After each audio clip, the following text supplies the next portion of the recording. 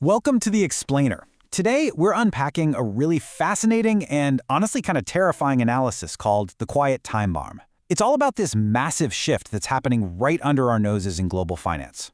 Look, right now, investors are just desperately hunting for yield, right? So institutions and everyday folks alike are pouring money into a sector that's promising these amazing 8 to 12% returns, all supposedly wrapped up in senior secured safety. But as this analysis points out, we might literally be planting the seeds of the next major financial crisis in a totally opaque ecosystem. To really grasp the gravity of this, we've got to look at the sheer scale of the global private credit market today. We're looking at an asset class that has completely ballooned to $3.5 trillion. To put that massive number into perspective, that is an 87-fold increase since the year 2000. Actually, scratch that, it gets crazier. The market has nearly doubled just since 2020 alone. It's a gigantic pool of capital, and it operates almost entirely out of the public eye. Okay, so let's dive into this. To make sense of this $3.5 trillion market, here's our roadmap for today. First, we'll look at the yield chase itself. Then, we'll rethink those inevitable comparisons to the 2008 subprime crisis.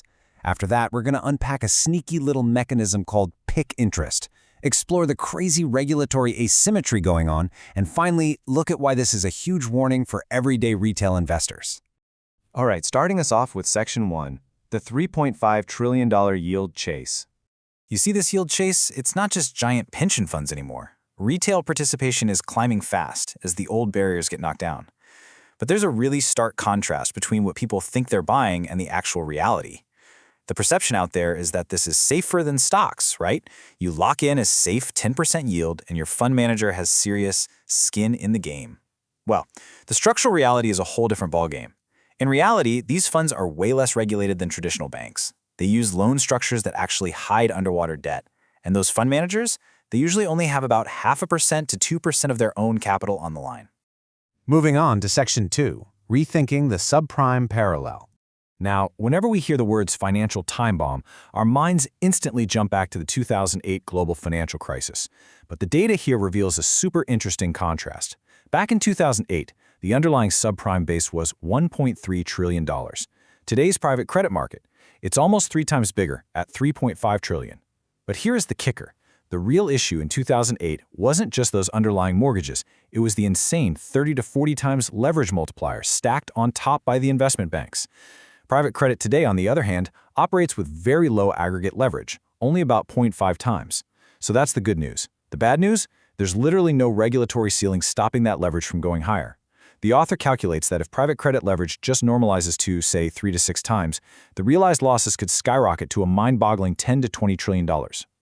Which brings us to Section 3, the danger of PIK interest.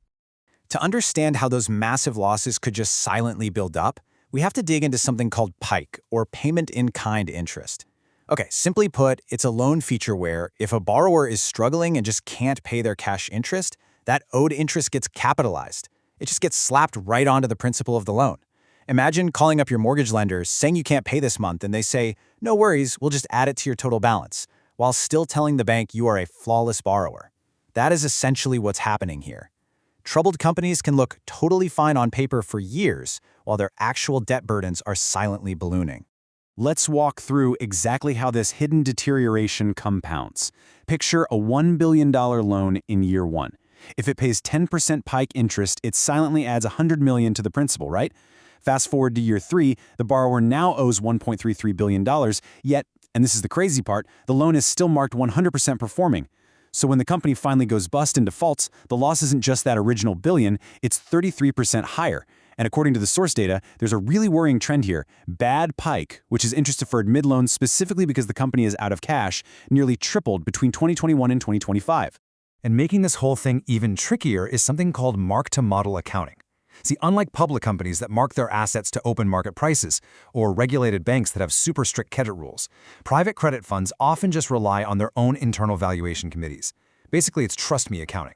The huge concern the author points out is that this totally discretionary approach can dangerously delay anyone noticing those PIK losses. By the time the rot actually shows up on the books, the underlying damage to the borrower is already done. Next up, Section 4, the regulatory asymmetry. Now we're looking at the unseen depths of the iceberg, right? the absolute lack of systemic guardrails. Licensed banks, they operate under intense scrutiny. They've got strict Basel III capital requirements, mandatory stress tests, and the FDIC backstop to protect the wider system. Private credit managers, though, they face literally none of that. No bank-style supervision, zero mandatory stress tests to see if they'd survive a crash, and absolutely no deposit insurance backstop if things go south.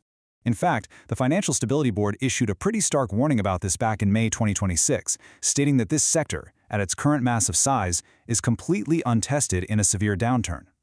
The author argues that the guardrails we do have just miss the core vulnerabilities.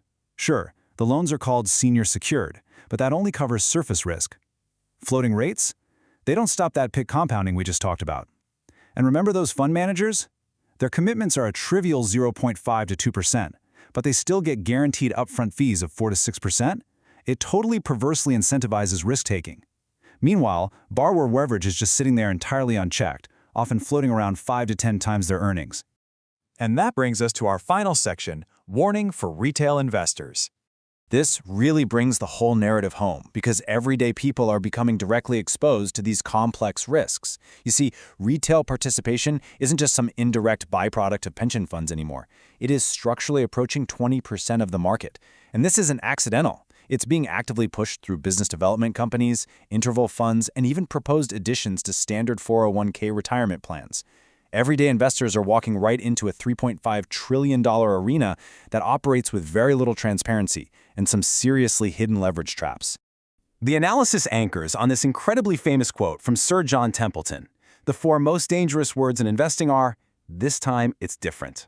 The author's ultimate point here is that if the incredibly low leverage in private credit starts to tick upward and the credit cycle finally turns, those compounding PIKE interest loans and that opaque mark-to-model accounting could combine to create losses that totally dwarf the 2008 subprime crisis. So the crucial point we're left with today is this really provocative question posed by the text. Will policymakers step in and act before a severe stress event forces their hand? Or is private credit already cemented as the next major fault line in global finance? It's a hugely complex ecosystem operating right there in the shadows, and honestly, as this yield chase continues, understanding what's really going on beneath the surface has never been more critical. Thanks so much for joining me for this explainer, and remember to always keep questioning the structures behind the numbers.